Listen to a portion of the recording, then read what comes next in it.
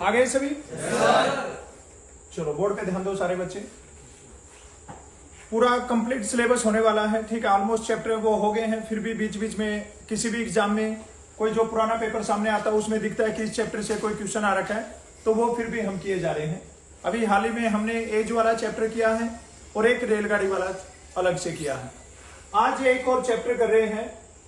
ये chapter last में एक बार फिर से करेंगे, एक बार थोड़ा और बता देते हैं। आज हम करेंगे एरिया और पेरीमीटर के बारे में, ठीक है। तुम लोगों को, बहुत से बच्चों को ये इस चैप्टर में बड़ी दिक्कत है कि सर एरिया एंड पेरीमीटर वाले है क्वेश्चन करवा दो। तो ये क्वेश्चन क्या है, ये लास्ट में करते हैं। और लास्ट में क्यों करते हैं, क्योंकि इसमें शॉर्ट ट्रिक नहीं लगती है। इनमें ऑलमोस्ट क्या है, फार्मूला बेस्ड क्वेश्चन रहते हैं। पेपर से 1 महीने पहले करवा दिया, बच्चे सारे लास्ट टाइम पे पढ़ के नहीं जाते हैं, और पढ़ के नहीं जाते हैं तो वो क्या होता है, लास्ट टाइम पे फिर भूल जाते हैं, याद नहीं रहता है। इसलिए पेपर से, जैसे 30 जून से पेपर हो रहा है तो 25 या 26 तारीख को है, तुम्हें एक बार फिर से ये करवाया जाएगा ताकि वो तुम्हारे माइंड में रहे ताजा ताजा कि भाई हाँ 2-3 दिन पहले पढ़े थे तो माइंड में आ जाए। सब बच्चों को बताएं एरिया का मतलब क्या होता है और पेरीमीटर का मतलब क्या होता है। यस, तो इनसे रिलेटेड है ना 1 या 2 क्वेश्चन है, एग्जाम में पूछा जाता है। अब कई बार आसान भी आ जाता है, कई बार थोड़ा सा हार्ड टाइप भी आ जाता है, लेकिन मैक्सिमम क्वेश्चन है वो अगर फार्मूला याद है तो फार्मूला से बन जाते हैं, फार्मूला बेसिक क्वेश्चन आते हैं। ज्यादातर जो इसमें बात करेंगे ना क्षेत्रफल की हम, तो हम इसमें आयत की, वर्ग की, त्रिभुज की, ठीक है, उसके बाद में सर्कल की, सेमी सर्कल की, इन सब की बात करेंगे। 2 क्लास में इसके मोटे मोटे क्वेश्चन है, जो इंपोर्टेंट क्वेश्चन उनको करवा दूंगा। आज की क्लास में हम जो करने वाले हैं, एक तो हम करेंगे त्रिभुज के बारे में, ठीक है, ट्रायंगल के बारे में करेंगे हम, उसके बाद में आयत के बारे में करेंगे, रेक्टेंगल के बारे में, और वर्ग के बारे में करेंगे, ठीक है। ये 3-4 टॉपिक है ना जो उनको डिस्कस करेंगे। एक तो नॉर्मल सा क्वेश्चन पूछा जाता है कि एक त्रिभुज के तीनों कोणों का माप क्या होता है। तो मेरे ख्याल से सब बच्चों को पता होगा कि एक जो त्रिभुज होती है उसके जो तीनों एंगल हैं उनका जो माप है वो क्या होता है। अब उसमें त्रिभुज के अंदर कई सारी फिर अलग अलग रहती है, ठीक है, कोई इक्विलैटरल रहती है, कोई राइट एंगल ट्रायंगल रहती है, ठीक है।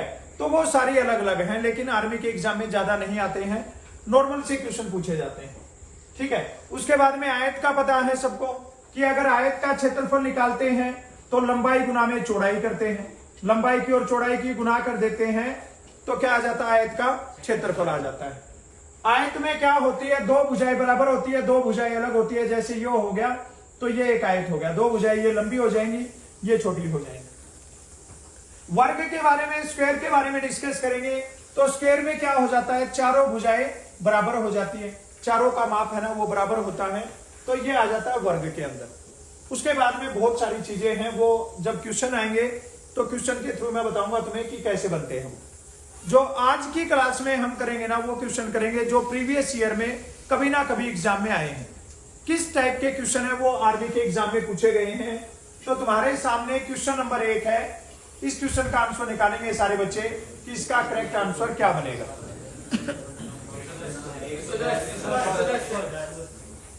तुम्हारे मुंह पे ऐसे चपेटे मारूंगा मैं, ठीक है, और फिर उसके बाद में तुम बोलोगे कि सर हमें मत मारो।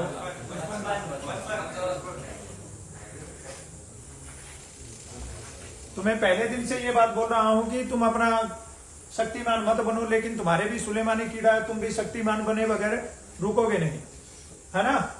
यहां पे देखिए क्वेश्चन में क्या पूछा है, मैं तुम्हें बार बार एक ही बात बताता हूं, कभी भी जल्दबाजी में एक क्वेश्चन को देख के और आंसर को जज मत किया करो, लास्ट में देखा करो कि हमसे क्या पूछा गया। सारे चिल्ला रहे 110 110 और 110 तीसरे नंबर पे दे रखा है। यहां पे बोल रहा है एक त्रिभुज के 2 कोण बराबर है, समद्विबाहु त्रिभुज है, ठीक है। यहां पे बोल रहा है एक त्रिभुज है और उसके 2 कोण बराबर दे रखे हैं।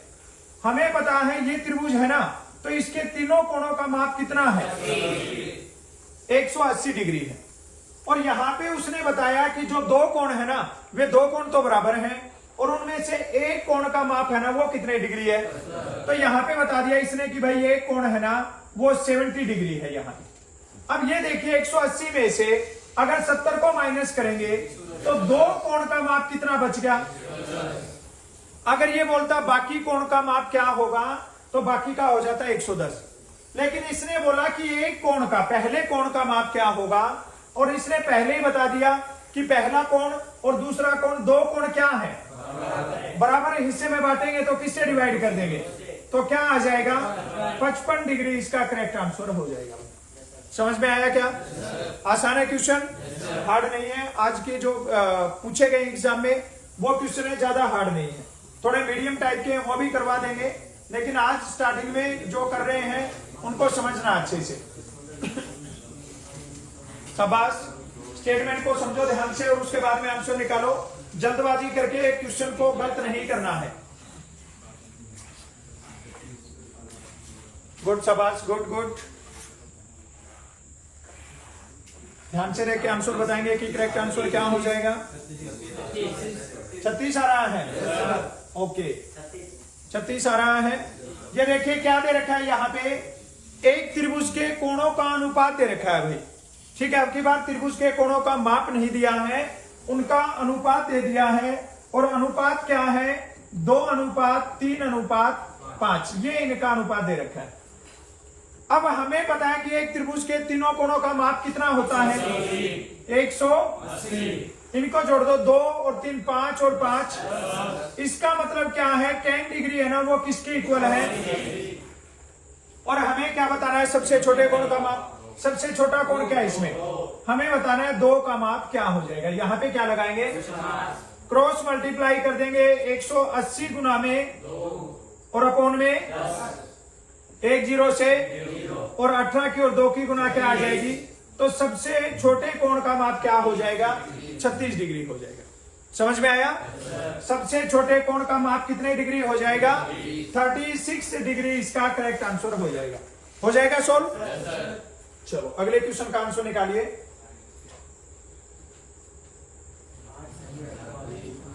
ये क्वेश्चन है, ये बार बार एग्जाम में पूछा गया है भाई। आर्मी का एग्जाम होता है तो ये क्वेश्चन बार बार एग्जाम में पूछा गया है, और बहुत आसान सा क्वेश्चन है ये। शाबाश, बहुत बढ़िया, गुड। बहुत आसान सा क्वेश्चन है, और ये कई बार आर्मी के एग्जाम में पूछा गया है। ज्यादातर एग्जाम में त्रिभुज वाले में ये पूछा जाता है। ठीक है, बोर्ड में ध्यान दो सारे बच्चे। यहाँ पे 8 सेंटीमीटर आधार वाले एक त्रिभुज की ऊंचाई 5 सेंटीमीटर है। इसका क्षेत्रफल क्या होगा? ये एक कोई भी त्रिभुज है भाई, ठीक है, ये त्रिभुज है।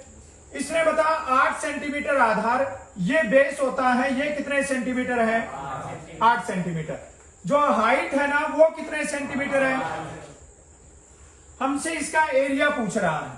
तो याद रखना सारे बच्चे, एक त्रिभुज का अगर आधार दे रखा है, बेस दे रखा है, और उसकी हाइट दे रखी है, तो इसका फार्मूला होता है 1/2 इंटू बेस इंटू में हाइट, 1/2 इंटू में आधार गुना में ऊंचाई। हिंदी वाले बच्चे अभी बोल देंगे कि समझ में नहीं आया, तो याद रखना 1/2 इंटू में बेस इंटू में हाइट इसका फार्मूला होता है। एक त्रिभुज वाला क्वेश्चन आता है, मैं तुम्हें वो सेकंड पार्ट में करवाऊंगा, थोड़े हार्ड लेवल में आऊंगा। उसमें आता है, उसमें तीनों भुजाएं बताई होती हैं। यहां पे तो इसने बेस बता दिया, हाइट बता दिया, लेकिन इसका कर्ण नहीं बताया है, विकर्ण नहीं बताया है, ठीक है, डायगोनल नहीं बताया है। और एक क्वेश्चन में आता है ये तीनों बताते हैं, तो उसका हम ऐसे सोल्व करते हैं, s इंटू में s माइनस ए, s माइनस बी और s माइनस सी। ये वाला ये बाद में करवाऊंगा, आज तुम्हें नॉर्मल इस वाला बता रहा हूं, 1/2 इंटू में बेस इंटू में हाइट। अब यहां पे देखिए 1/2 लिखेंगे, बेस कितना है और हाइट कितनी है? 5। 2 से कैंसिल कर दो, 4 पे कैंसिल हो जाएगा, 4 और 5 की गुना क्या हो जाएगी? 20 सेंटीमीटर स्क्वायर इसका करेक्ट आंसर हो जाएगा। समझ में आया? हो जाएगा सोल्व। याद रखना इंपॉर्टेंट क्वेश्चन है, कई बार पहले भी पूछा गया है, अभी भी पूछा जा सकता है। अगले क्वेश्चन को देखो और सारे बच्चे दिमाग लगा के आंसर निकालेंगे।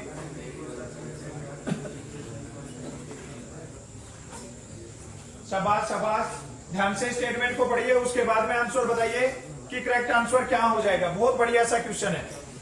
एक समकोण त्रिभुज के बारे में बात चल रही है, यहाँ पे राइट एंगल ट्रायंगल के बारे में बात हो रही है। तुम्हें इसके बारे में और चीजें भी बताऊंगा, कई बार एक ये भी पूछ लेते हैं क्वेश्चन में।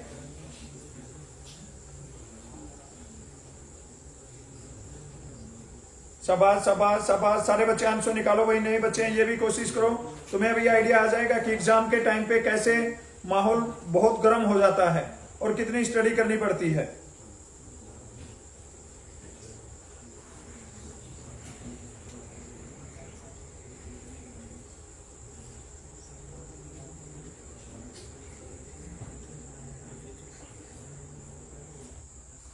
क्या हो गया, बहुत टाइम लगा रहे, इतने टाइम का तो क्वेश्चन नहीं है। क्या होगा, नहीं बन रहा है? चलो बोर्ड पे ध्यान दो, देखते हैं क्या आंसर बनेगा इसका।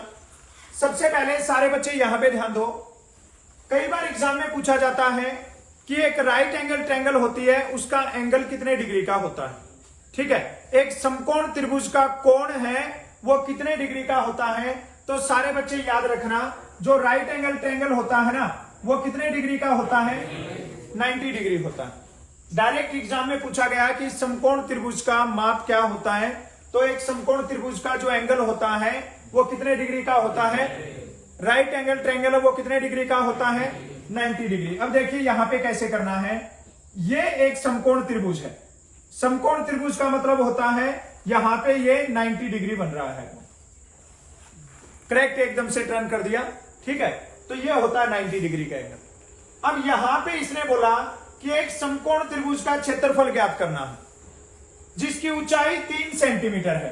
यहां पे ऊंचाई है ना वो कितनी दे रखी है, और कर्ण दे रखा है इसने, यहां पे कर्ण कितना दे रखा है भाई, 5 सेंटीमीटर दे रखा है, कर्ण कितना दे रखा है, और इसका हमें एरिया निकालना है। लेकिन एरिया निकालने के लिए हमारा फार्मूला क्या है, 1/2 इंटू में बेस इंटू में। अब हमें हाइट का तो पता है लेकिन यहां पे बेस का नहीं पता है, तो सबसे पहले सारे बच्चे इसका बेस निकालेंगे।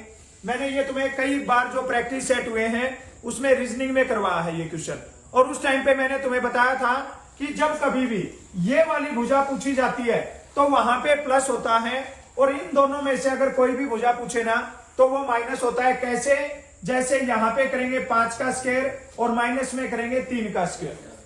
समझ में आई बात, 5 का स्क्वायर क्या होता है और 3 का स्क्वायर क्या होता है, 25 माइनस 9, और 16 का स्क्वायर रूट क्या होता है।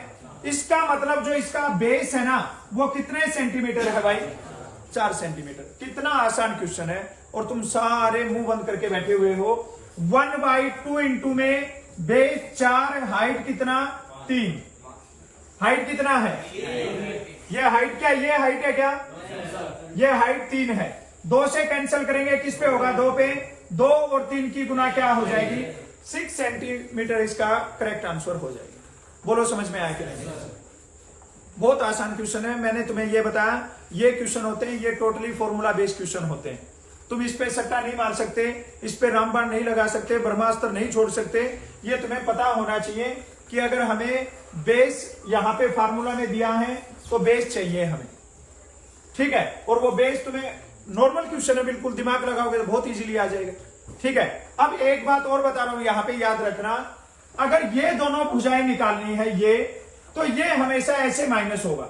समझ में आई क्या बात, और अगर ये वाली भुजा निकालनी होना तो यहां पे प्लस का निशान हो जाएगा। याद रखना, आगे भी क्वेश्चन में आएगा, रीजनिंग में भी ये क्वेश्चन आएगा कि राम 10 किलोमीटर उत्तर की दिशा में गया, दाएं मुड़कर 15 किलोमीटर चला, अब वो अपने घर से कितनी दूर है, ये 10 किलोमीटर यहां से उत्तर में जाएगा, यहां से 15 किलोमीटर राइट में मुड़ेगा, और ये वाली भुजा, तो ये भुजा हो जाएगी। उस टाइम पे हमें क्या करना है, यहां पे प्लस करना है। याद रहेगी बात, हो जाएगा सोल्व। चलो अगले क्वेश्चन का आंसर निकालो, दिमाग लगाओ, थोड़ा आसान आसान क्वेश्चन है। अब ये क्वेश्चन है, ये एग्जाम में पूछा जाता है, बार बार ये एग्जाम में पूछा जाता है, और बहुत आसान सा क्वेश्चन है ये। एक आयत की लंबाई 20 मीटर है, चौड़ाई 4 मीटर 50 सेंटीमीटर है, तो क्षेत्रफल क्या होगा ये बताना है। गुड, शाबाश, बहुत बढ़िया, शाबाश शाबाश। सारे बच्चे सोल्व करो, बहुत आसान सा क्वेश्चन है, दिमाग लगा के आंसर निकालना है। आयत वाले में से ऐसा क्वेश्चन पूछा जाता है, या तो बताएंगे आयत का क्षेत्रफल, लंबाई बताएंगे हमसे, चौड़ाई पूछेंगे, या लंबाई और चौड़ाई बता के हमसे क्षेत्रफल पूछेंगे। हो गया, बोर्ड में ध्यान दो सारे बच्चे, कैसे सोल्व करना है। एक आयत की लंबाई 20 मीटर है। लंबाई कितनी है? 20। और चौड़ाई कितनी है? 4 मीटर और 50 सेंटीमीटर। हमें क्या निकालना है? क्षेत्रफल, एरिया निकालना है। तो एरिया निकालने का फार्मूला क्या होता है? लंबाई गुना में चौड़ाई होता है।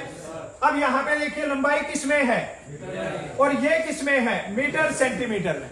मीटर और सेंटीमीटर दोनों दे रखा है।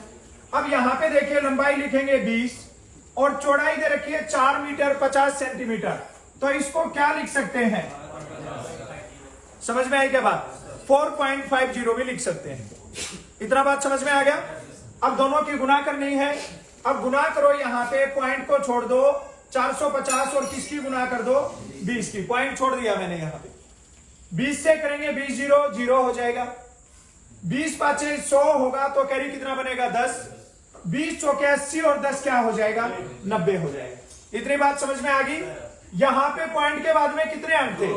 तो यहां पे भी 2 के बाद में पॉइंट लगा दो। 90.00 का मतलब क्या हो जाएगा? 90 मीटर स्क्वायर इसका करेक्ट आंसर हो जाएगा। समझ में आया? इतनी बात समझ में आ गई? अब यहां पे इसी क्वेश्चन में एक चीज और बोल देगा, 5 रुपए प्रति वर्ग मीटर की दर से बाढ़ करवाने का खर्च क्या होगा? ठीक है, 5 रुपए प्रति वर्ग मीटर की दर से टाइल लगाने का खर्च क्या होगा? तो याद रखना सारे बच्चे, जो एरिया आएगा उसको जितने रुपए बोलता हूं उससे मल्टीप्लाई कर देना। ठीक है, बाहर से एरिया बोलेगा, अंदर से। अभी देखिए आगे अलग अलग टाइप आएंगे इसके। दिमाग लगा के आंसर निकालना। मेरे को करेक्ट आंसर चाहिए भाई सब बच्चों से। बिल्कुल आसान क्वेश्चन है, बार बार एग्जाम में पूछे गए क्वेश्चन है। सब बच्चों को पता है कि आर्मी के एग्जाम में क्वेश्चन रिपीट होते हैं। लास्ट टाइम चल रहा है, क्या पता कौन सा क्वेश्चन एग्जाम में आ जाए। गुड, शाबाश, बहुत बढ़िया।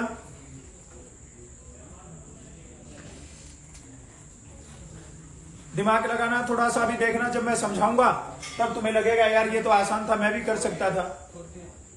48 हो जाएगा पक्का? चलो बोर्ड में ध्यान दो सारे बच्चे, कैसे करना है इसको। एक आयत की लंबाई 8 मीटर और विकर्ण 10 मीटर है, तो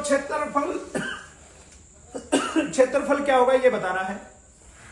सारे बच्चे ध्यान दो भाई, यहां पे ये एक आयत है, ठीक है, और इस आयत की लंबाई कितने मीटर है? 8 मीटर। समझना, तुम्हें इतना डिटेल में बता रहा हूं, तुम्हें याद रहेगा ये, और इसलिए लास्ट में बताता हूं। एक बार लास्ट में फिर बता दूंगा, आज भी कर लेना इसको। ठीक है, आयत की लंबाई 8 मीटर है। कितनी है लंबाई? नींद आ रही है? मेरा जूता कितने नंबर का है? 11 का। कितने नंबर का जूता है? 11। देख ले, इधर से ही आएगा फिर। ठीक है ना, आज क्वेश्चन में ये नहीं छोड़ रहा हूं, तीर तेरे पे आके लग जाएगा, सुना नहीं है? ठीक है, एक आयत की लंबाई कितने मीटर है? और ये बोल रहा है जो इसका डायगोनल है ना, इसका विकर्ण है, ये 10 मीटर है भाई। ये देखो यहां पे, ठीक है, ये बता रखा है इसने, ये कितना है, और हमसे इसका पूछ रहा है क्षेत्रफल। तो क्षेत्रफल निकालने का फार्मूला क्या होगा? लंबाई गुना में, लेकिन चौड़ाई तो हमें पता ही नहीं है ना, चौड़ाई हमें नहीं पता है। अभी तुम्हें जो बात बताई थी ना इससे पिछले क्वेश्चन में, सेम यहां पे भी वही है। मैंने बताया कि अगर ये दोनों भुजाएं पूछी जाए तो क्या कर दो? हट, माइनस करना है। क्या करना है? माइनस करना है। यहां पे क्या करेंगे? 10 का स्क्वायर और माइनस में 8 का स्क्वायर करना है। 10 का स्क्वायर क्या होगा? 100, और 8 का स्क्वायर 100 माइनस 64, और 36 का स्क्वायर रूट। इसका मतलब जो चौड़ाई है ना वो कितने मीटर है? 6 मीटर है। तब क्या करो, यहां पे 8 और 6 की गुना कर दो, क्या आंसर बन जाएगा? 48 मीटर स्क्वायर इसका करेक्ट आंसर बन जाएगा। समझ में आया? अभी तुम्हें जो चीज बताई थी वो यहां पे पिछले क्वेश्चन में यहां पे भी रिपीट हुई है। ये कर्ण है, ये बताया गया है, ये दोनों भुजाएं निकालनी है तो क्या करना है, और जब ये वाली भुजा निकालनी है तो क्या करना है। माइंड में याद रखो, सबसे लंबी भुजा होती है ये,